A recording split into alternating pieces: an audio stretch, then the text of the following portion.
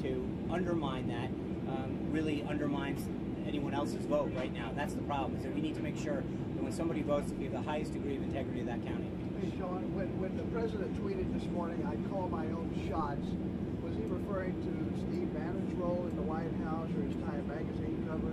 What was he referring to? There was nothing specific, but I think the president, there's been a lot of attempts to discuss how this works. The president's, from day one, back through the campaign, and frankly, as his time as a successful businessman, always called the shots. He's the decider.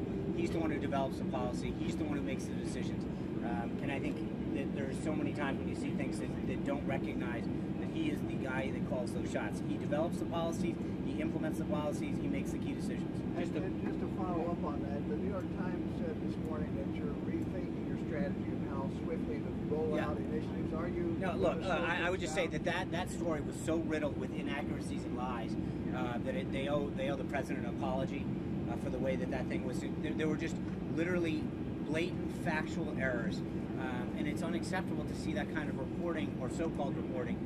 That is literally the epitome of fake news. What was part of that story was the detail. I mean, you'd start at the top. I don't think the president owns a bathrobe.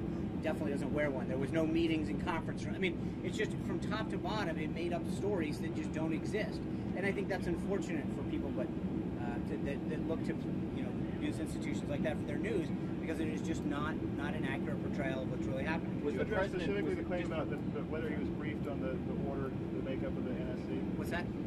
The story talked about how the president was disappointed that he hadn't been adequately briefed on. But the president is briefed on all aspects of it. Can you just address that specifically? What was he told and who briefed him on? I'm not going to get into details. I would say that the president is clearly aware of the policies that come out of the White House with his name on it. That is what I was getting at earlier to Steve.